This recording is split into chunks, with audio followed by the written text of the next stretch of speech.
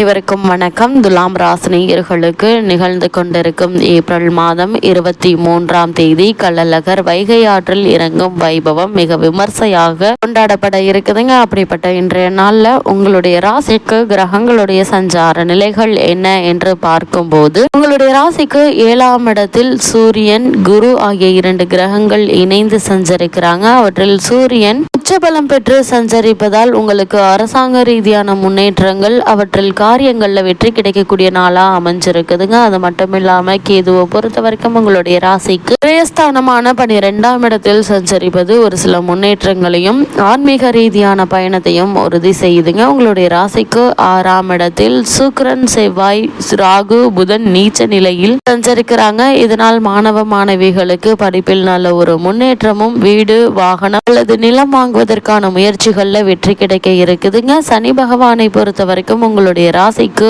5ஆம் இடத்தில் ஆட்சி பலம் பெற்று சஞ்சரிக்கிறார். இதனால் எண்ணற்ற முன்னேற்றங்கள் உங்களுடைய வாழ்வில் ஏற்பட இருக்குது. அதே போல சந்திரனை பொறுத்த வரைக்கும் 23ஆம் தேதி காலை 9:18 மணி முதல் உங்களுடைய ராசிக்கு விரயஸ்தானமான கன்னிராசியில் சஞ்சரித்து வந்த சந்திரன் 9:18 மணிக்கு பிறகு உங்களுடைய ஜென்ம ராசியில் சந்திரன் சஞ்சரிக்க இருக்கிறாரு. இதனால் மன ரீதியான நல்ல ஒரு முன்னேற்றம் உங்களுடைய வாழ்வில் ஏற்பட இருக்குதுங்க. இன்றைய நாள்ல கள்ளழகர் வைகை ஆற்றில் இறங்கும் வைபவத்தை பற்றி சற்று விரிவாக தெரிந்து கொள்வோம். தமிழகத்திற்கு எத்தனையோ சிறப்புகள் உண்டு. அதில் ஒவ்வொரு ஊரிலும் உள்ள வானளாவிய கோபுரங்களும் கோவில்களும் முக்கியமானவை. தமிழகத்தின் பண்பாட்டையும் கலாச்சாரத்தையும் எடுத்துக்காட்டும் ஆலய விழாக்கள் முக்கியமானவை. அவற்றில் மிக பிரசித்தி பெற்ற விழாக்களில் ஒன்றுதான் சித்திரையில் அழகர் பெருவிழா. ஆண்டுதோறும் மதுரையில் நடைபெறும் சித்திரை திருவிழாவின் முக்கிய நிகழ்வான கள்ளழகர் வைகை ஆற்றில் இறங்குதல் நிகழ்வு பல்லாயிரக்கணக்கானோரை ஈர்க்கிறது. இந்த சித்திரை திருவிழாவை பற்றி பல்வேறு தகவல்களை இந்த தொகுப்பில் நம்ம பார்க்க போறோம். சித்திரை விழாவில் 3 சிறப்புகள் உண்டு. ஒன்று மதுரை, 2வது அழகர் மலை, 3வது வைகை நதி. வைகை நதிக்கு ஏன் அந்த பெயர் வந்தது?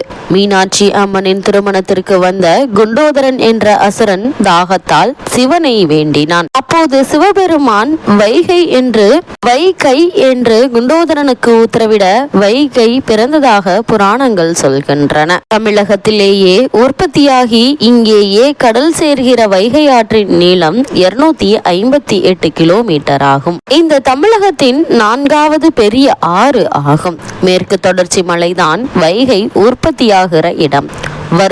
வருச நாடு மேகமலை பகுதிதான் வைகையின் பிறப்பிடம். கடல் மட்டத்திலிருந்து 5333 அடி உயரத்தில் இருக்கிற மேகமலையில் உள்ள ஒரு சிகரமான வெள்ளி மலையில்தான் இது உற்பத்தியாகிறது.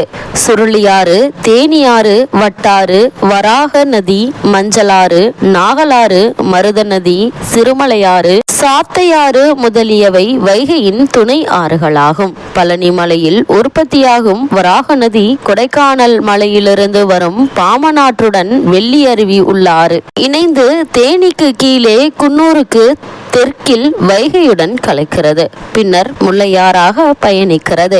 இவ்வாறு பயணிக்கும் போது சுருளியாறு இதனுடன் கலக்கிறது. பின்னர் வள்ளல் நதி என்று சொல்லப்படும் வருச நாட்டு பள்ளத்தாக்கிலிருந்து உருவாகும் வள்ளல் நதியுடன் கலந்து வைகையாறாக வைகை அணையை சென்றடைகிறது. பெரும்பாலும் ஆறுகள் மலைகளில் தோன்றி சமவெளிகளில் பாய்ந்து கடலை அடையும். ஆனால் வைகை கடலை அடையாத ஆறு.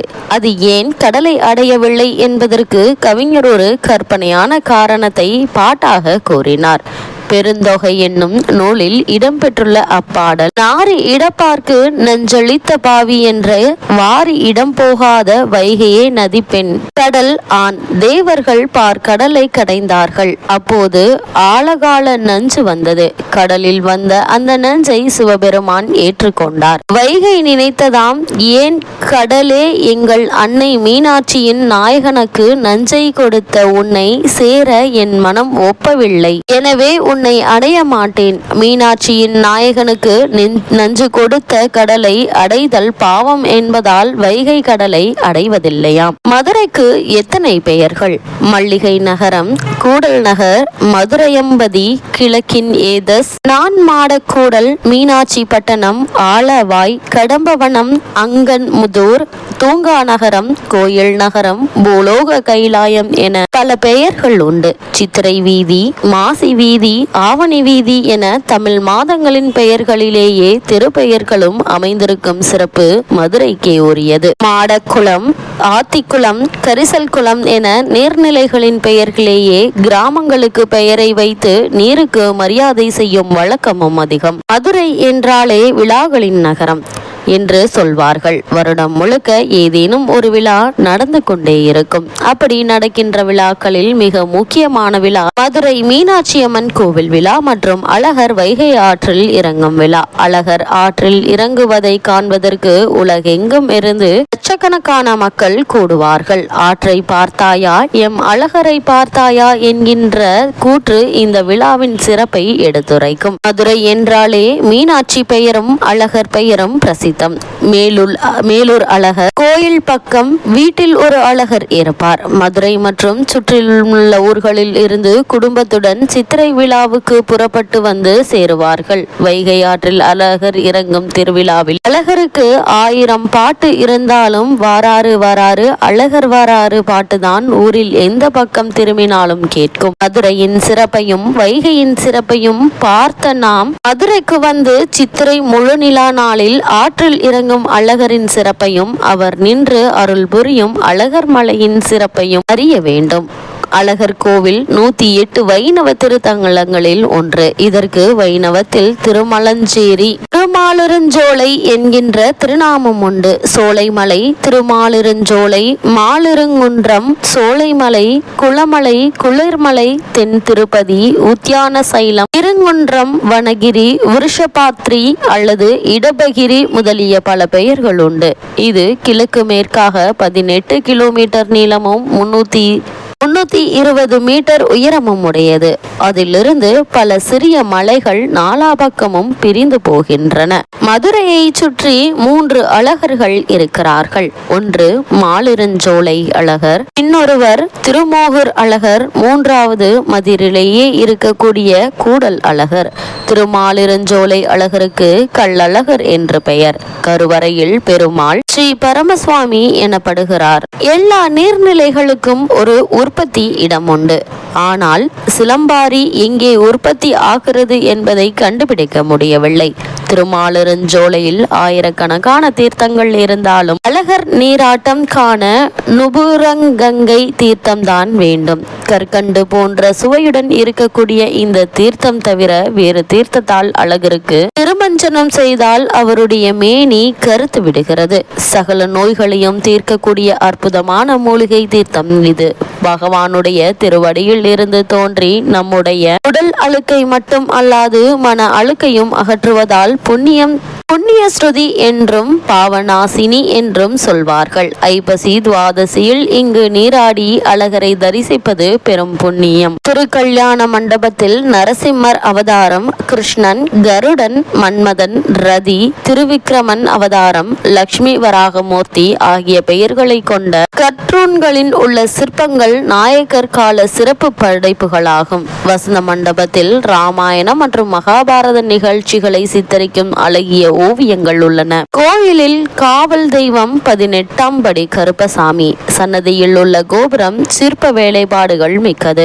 இந்த சன்னதியில் இங்கு ஒரு சிறப்புதான். மக்கள் திரளாக வருகிறார்கள். பெருங்கதவு முன்னிற்கிறார்கள். பிரம்மாண்டமான இரட்டை கதவு. கதவு உள்பக்கமாக தாளிடப்பட்டிருக்கிறது. அதில் சந்தனம், குங்குமம், கற்பூரம் முதலிய பூசி மாலையும் மலர்களும் சாத்தி கதவையே தெய்வமாக எண்ணி வருகிறார்கள். தலையில் உருமால், தோளில் வள்ள வேட்டி, இடுப்பில் சுக்கு வைத்து கட்டிய கச்சை, கையில் கத்தி, ஈட்டி, வளையம், வீச்சரிவாள், தோளில் சாத்திய கட்டாரி, காலில் சல்லடம் என்று கம்பீரமாக காட்சி தருவாராம் கருப்பசாமி. சித்திரை திருவிழாவுக்கு புறப்படும் போது முதலில் கருப்பசாமியின் சன்னதிக்கு தான் அழகர் வருகிறார். அங்கே அழகர் அணிந்திருக்கும் நகைகளின் பட்டியல் வாசிக்கப்படுகிறது.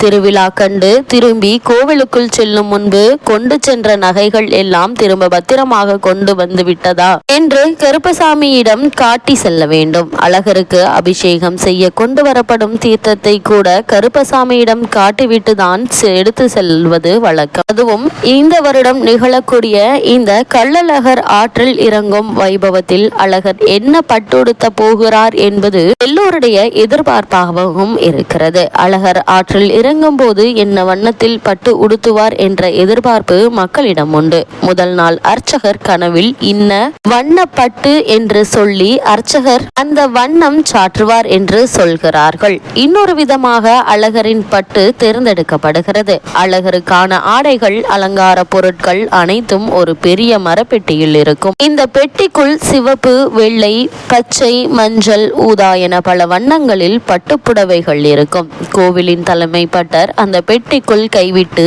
ஏதாவது ஒரு புடவையை எடுப்பார். அவர் கையில் எந்த வண்ண புடவை வருகிறதோ அது கள்ளழகர் ஆற்றில் இறங்கும் தினம் அணிவிக்கப்படும். அழகர் எந்த வண்ண புடவை கட்டி ஆற்றில் இறங்குகிறாரோ அதற்கேற்ப அந்த வருடத்தில் நல்லது கெட்டது நடக்கும் என்பது பக்தர்களின் நம்பிக்கை.